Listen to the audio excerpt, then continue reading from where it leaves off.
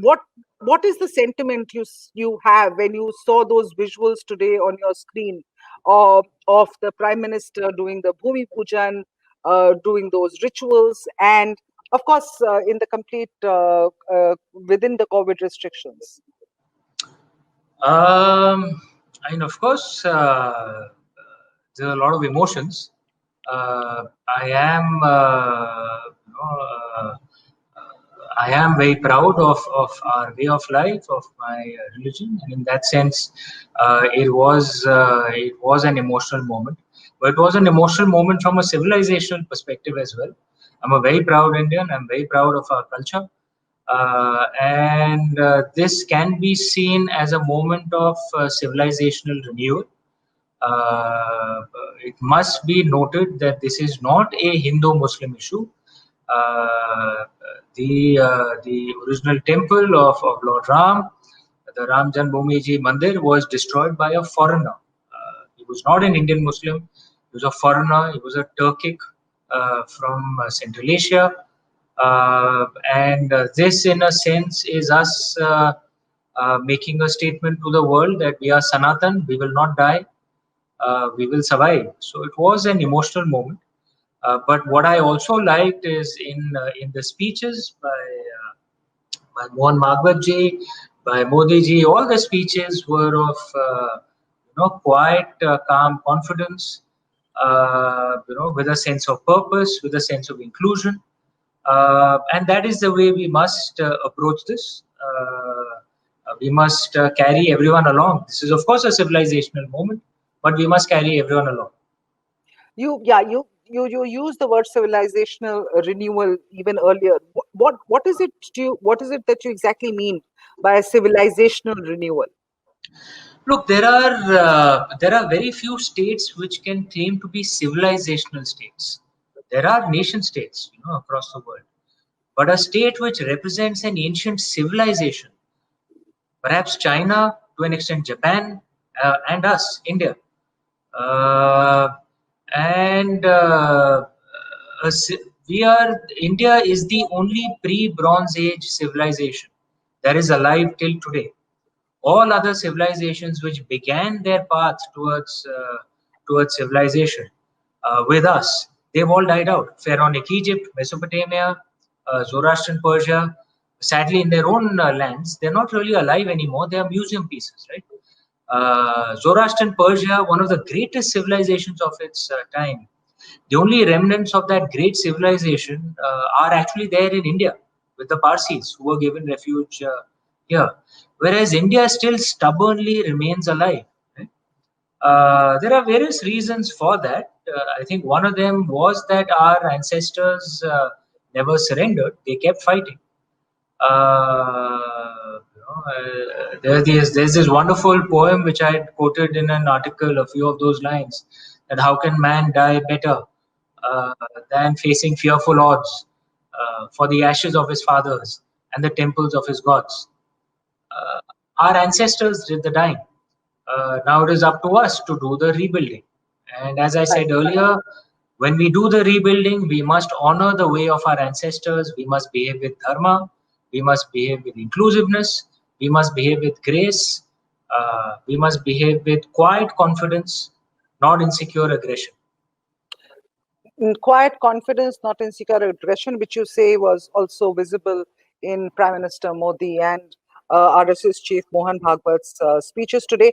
If the construction, there are people who are saying that the construction of the Ram temple, which has finally now happened, there's been lots of divisions before this. There's been decades of divisions between Hindus, Muslims, politics over this issue.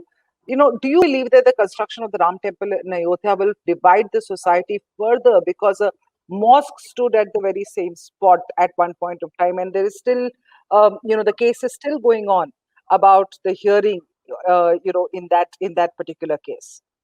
Look, I'll not comment on a matter that is sub judice, Right. but I see this as as a moment for all of us to look back and and drive unity going forward.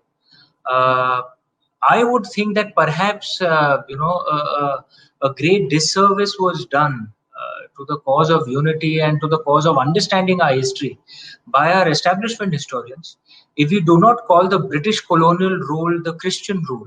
Why do we call the Turkic colonial rule the Islamic rule? Right? And why is it that even in our popular culture, if we see the Turkic colonial rulers, we show, even in popular culture, in movies, we show Indian actors out there. Why is that? When you show a British colonial ruler, there's always consciousness to show a white-skinned, obviously foreign-looking gentleman or lady.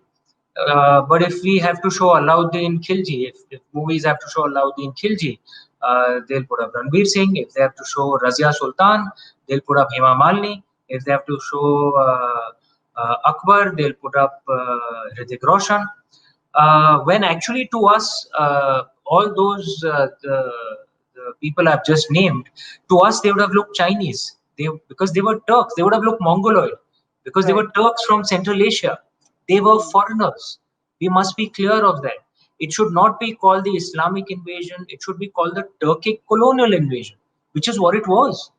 Indian Muslims weren't a part of the ruling elite. Read the list of nobles. These texts are all available. Now, because of the internet, nothing is hidden. You can read those texts from Babar Nama to Tariq-e-Farishte. They are all available. Right. Read the list of nobles that have been listed in some of these texts. You don't find any Indian Muslims out there. You'll find Turks, you'll find some Persians, maybe some Arabs. You don't find any Indian Muslims. So we must be clear that they were foreigners. They were not Indians. So then what's the cause for divisions between Indian Hindus and Indian Muslims right now? And isn't Lord Ram respected by everyone? It's got more to do with politics than anything else, really. Alright, so I never comment on politics. I think it's one of the best ways I stay out of controversy. And I never comment on politics. I comment on social issues. Absolutely. So one last question. I know you're running short on time and I know you have to go. So what is your message to the critiques today? It's been a historic day. It's a landmark day, 5th of August, when the bricks were laid for the construction of the Ram temple, the Bhavya Ram Mandir, which has been the dream of millions of Hindus in this country for a very, very long time. What is your message to the critics at this point who say that the key priorities like economy, health, and education, why don't we spend on that instead of on the Ram temple? Firstly, civilization doesn't exist in a vacuum.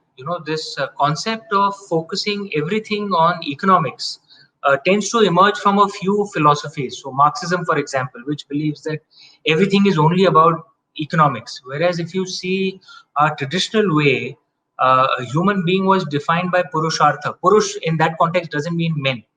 It is about the life force, right?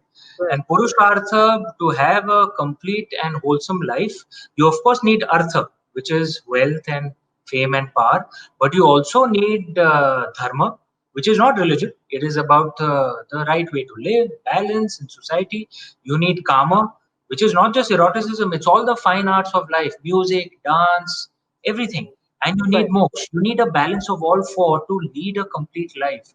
You'll notice that societies which focus only on money, whether that approach to money is positive, as in hard capitalist societies, or negative, as it is in Marxist societies, you'll notice those societies are normally not very stable. There is tremendous violence, there's chaos. Read the Black Book of Communism. 100 million people have died at the hands of communism in the last century. And largely because, man is not just human beings. I don't mean just men and women. Human beings are not just about money. They're about, a confluence of various factors. And if you have money without dharma, if you have money without the arts, you land up with societies which have, which like many of the Marxist societies, have been in history, where a lot of violence, a lot of chaos, a lot of loneliness. So I don't see why this is negative and why one has to see an either or.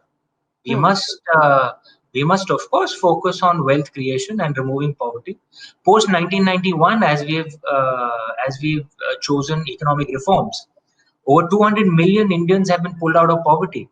So our economic reforms have moved in the right direction when we have reduced our attachments to socialism. But that is not the only thing we must do. We must focus on, like I said, the entire package, Purushartha.